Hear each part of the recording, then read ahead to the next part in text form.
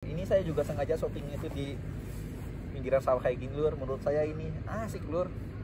Biar teman-teman walaupun mendengarkan omongan saya yang tidak jelas ini, tapi paling enggak teman-teman masih bisa menikmati view yang ada di belakang saya. Oke? Ya, menurut teman-teman habis 50 juta tapi teman-teman ternyata rezekinya berhasil untuk berangkat ke Jepang. Menurut teman-teman bagaimana? Jadi kalau di luar sana misalnya ada yang ngasih tahu, lah ngapain ngentengan duit akeh-akeh, gue lungat luar negeri, gue kerja di Indonesia berapa nggak modal sih bisa. Ya ibaratnya kita mancing lur ya, mancing aja kita kalau umpannya kecil yang makannya ikan kecil. Jadi kalau umpannya besar yang makan ikan besar ya. Salah satunya yang mencari uang juga seperti itu ya lur ya. Kita mengeluarkan uang besar untuk memancing uang yang besar ya kan. Oke dulur, assalamualaikum warahmatullahi wabarakatuh. Ketemu lagi bareng saya di channel Gugu Desu. Kesempatan kali ini saya mau jawab salah satu komentar dari teman kita, yaitu komentarnya seperti ini lur. Komentarnya mungkin beliau itu berminat untuk berangkat ke Jepang, tapi mungkin masih terus bertanya-tanya. Sebenarnya sudah banyak konten-konten kreator yang lain di luar sana, atau mungkin senpai-senpai kita menjelaskan rincian-rincian mulai dari Indonesia sampai terbang ke Jepang itu habis berapa. Tapi ini ada komentar di salah satu video saya, pertanyaannya seperti ini. Tolong bikin konten yang ini bang, proses dari LPK sampai ke Jepang habisnya berapa ya? Nah, itu ya yang ditanyain sama teman kita. Nah, ini kita jawab secara rinci ya lur ya. Proses dari mulai masuk ke LPK sampai kita terbang ke Jepang lur. Kalau untuk pengalaman saya pribadi ya teman-teman, saya kan dari salah satu daerah di Jawa Tengah, yaitu dari Cilacap. Ini kita bahasnya pakai bahasa Indonesia ya. Siapa tahu di luar sana ada yang nonton video saya nggak bisa bahasa Jawa ya kan. Siapa tahu bisa membantu dengan adanya video ini.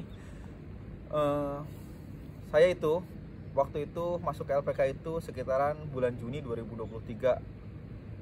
Saya masuk salah satu LPK daerah di Cilacap, namanya kita sebutin aja nggak apa-apa, itu dia sangat membantu bagi saya, Itko Japan. Saya masuk bulan Juni, terus saya belajar sampai bulan Agustus. Itu saya berarti serang berapa bulan tuh? Juni, Juli, Agustus, September. Agustus 3 bulan sama September gitu. Biaya yang dikeluarkan sama saya itu ya, dulu tuh biaya pendaftarannya itu sekitaran 750.000. Terus setelah biaya pendaftaran saya ikut prates, dan sebelum ikuti prates saya membayar biaya pembelajaran bahasa sebesar 5 juta rupiah lur.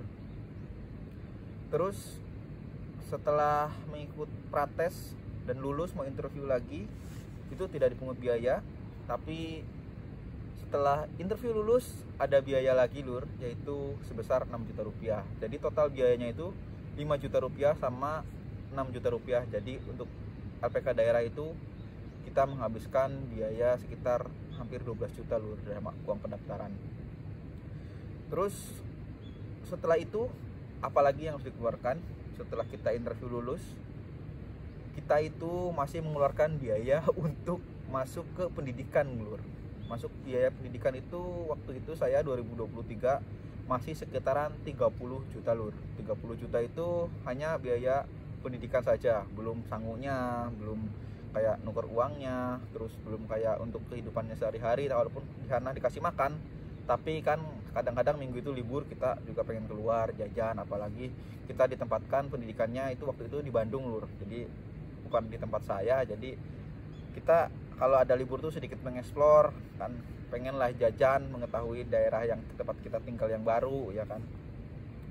Jadi untuk total tuh sama biaya medikal, tes, terus gagal bolak-balik, gagalnya itu saya hampir dua kali gagal, yang ketiganya itu lolos lur interview tuh. Jadi berangkat ke Jepang itu nggak kayak yang kita pikirin awal-awal itu ya, kita masuk LPK daerah terus interview terus lulus, itu enggak lur. Jadi ada sisi yang harus kita ketahui juga ya lur ya. Kita udah masuk ke LPK daerah, kita masih harus bertarung juga di pusat lur, bareng LPK lain ya, sama teman-teman LPK lain yang juga berminat untuk pergi ke Jepang lur. Jadi untuk kisaran biaya yang harus kita keluarkan itu ya gitu sekitar kurang lebihnya itu saya habis 50 juta lah lur. Kita rata-ratakan aja habis 50 juta. Jadi lumayan besar ya. Menurut teman-teman habis 50 juta tapi teman-teman ternyata rezekinya berhasil untuk berangkat ke Jepang, menurut teman-teman bagaimana? Worth it apa enggak kerja ke luar negeri? Jadi kalau di luar sana misalnya ada yang ngasih tahu, lah ngapain ngentengan duit akeh-akeh, gue lungat ke luar negeri, gue kerja di Indonesia bayar nggak modal sih bisa. Ya memang itu kalau pikirannya seperti itu ya itu hak teman-teman. Tapi kalau menurut saya juga kan dari keluarga pedagang ya Lur ya. Saya juga tadinya mikir seperti itu Lur, habisin uang 50 juta itu ngapain saya harus pergi jauh-jauh ke Jepang ya kan, jadi kuli di sana terus ngeluarin biaya dulu mahal di sini. Ya ibaratnya kita mancing Lur ya, mancing aja kita kalau umpannya kecil yang makannya ikan kecil, jadi kalau umpannya besar yang makan ikan besar. Ya salah satunya ya mencari uang juga seperti itu ya Lur ya, kita mengeluarkan uang besar untuk memancing uang yang besar ya kan, menurut saya gitu ya. Terus emang bener 50 juta bisa buat modal, memang bener 50 juta bisa buat modal Lur, tapi ada tapinya Lur, itu kalau berhasil Lur. Tapi kan namanya orang usaha itu penuh kesabaran Lur. Jadi kita punya uang modal 50 juta tapi kita tidak punya skillnya, tapi kita punya skillnya terus punya modalnya, tapi kita nggak tahu cara bagaimana memasarkannya. Kita tahu skillnya, tahu modalnya, tahu pemasarannya, tapi produk yang kita jual tidak diminati oleh masyarakat itu Lur. Jadi orang usaha itu penuh pertimbangan Lur, nggak cuma hanya modal besar kuat, tapi juga kita harus mengetahui market kita Lur. Jadi menurut saya 50 juta itu berangkat ke luar negeri ya masuk akal sih, walaupun ya bagi beberapa orang itu masih sangat mahal. Ya bagi saya juga mahal, cuma ya bagaimana lagi Lur, kalau kita nggak keluar dari zona itu kita akan kesusahan seperti itu Lur ya kan. Gak mungkin kita ada kemajuan, otomatis apa ya, kalau teman-teman masih memikirkan hal-hal apa ya namanya, memikirkan hal-hal yang dari bertolak ke belakangan dari hal tersebut, misalnya wah 50 juta rugi dong, wah 50 juta kebanyakan ya, uang dari mana. Nih teman-teman saya kasih tahu, kalau teman-teman memang udah niat dalam hati untuk pergi merantau ke luar negeri, apalagi salah satunya itu negara ke Jepang ini ya kan ibaratnya. Ya banyaklah diimpi-impikan di luar sana, orang-orang juga ingin pergi ke Jepang, ingin kerja di Jepang. Ya walaupun sebenarnya itu kerja di Jepang itu tak sesuai, misalnya sesuai ekspektasi teman-teman, terus gak sesuai apa yang teman-teman harapin. Taunya kayak saya berharap tinggal di kota, ternyata tinggalnya di pedesaan seperti ini ya Lur, sawah kayak gini ya kan. Tapi ya mau gimana lagi ya, ini ngomong ngalur ngidul, tapi ini saya ngomongnya secara rinci ya Lur. Dari awal itu udah saya jelaskan biaya yang saya keluarkan itu 50 juta Lur, jadi besar juga kan, lumayan ya. Itu karena saya ibaratnya masih deket ke kota-kota besar ya, dari Cacabu itu ke Bandung deket, ke Jakarta deket, gak tahu kalau misalnya daerahnya itu masuk ke Jawa bagian yang lebih jauh lagi, itu mungkin bisa lebih dari 50 juta Lur, karena untuk ongkos perjalanan aja bisa berbeda. Kalau saya kan hanya perjalanan dari Cacabu ke Bandung hanya berapa puluh ribu, masih ditempuh dengan biaya seperti itu.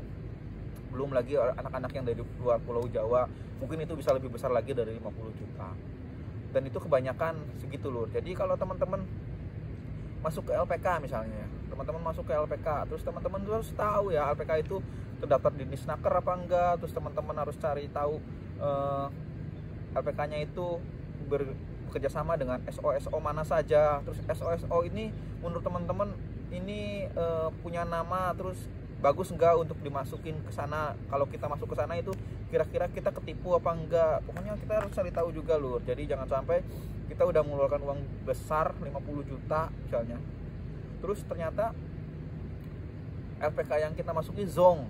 Nah itu juga harus diwanti-wanti ya teman-teman, karena kita udah mengeluarkan biaya yang besar, kita harus berhati-hati memilih sekolah bahasa Lur. Carilah sekolah yang udah ternama, yang udah biasa memberangkatkan orang banyak, misalnya biayanya selisih dari harga yang LPK yang belum punya nama, terus harganya itu lebih murah, tapi teman-teman nggak tahu akreditasinya sekolahan itu. Gak apa-apa teman-teman, misalnya di luar sana ada lebih mahal, tapi akreditasi LPK-nya itu udah bagus, udah biasa memberangkatkan orang, dan banyak yang berhasil terbang ke Jepang ya.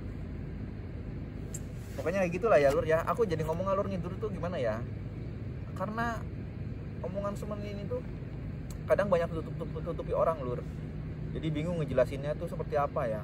Kadang mungkin mau ngejelasin banyak hal tentang ini itu, kadang masih ada yang merespon, wah nggak nyampe segitu, biaya mandiri juga nggak nyampe segitu, biaya mandiri paling 20 juta. Bener lur, biaya mandiri itu paling hanya 20 juta sampai 25 juta biaya mandiri untuk pergi ke Jepang. Tapi harus kalian tahu, prosesnya itu kan beda sama magang. Kalau magang itu lebih mahal, tapi semuanya diurus sama pihak UMI, pihak perusahaan di sini, terus pihak LPK yang di pusatnya. Kalau mandiri itu memang bisa lur, tapi harus kalian ketahui kalau mandiri itu bahasanya harus jago. Terus kedua, kalian harus ambil JLPT minimal, JFT A2 basic atau N3, N4 itu kan. Terus harus punya SSW, keterampilan SSW itu apa ya?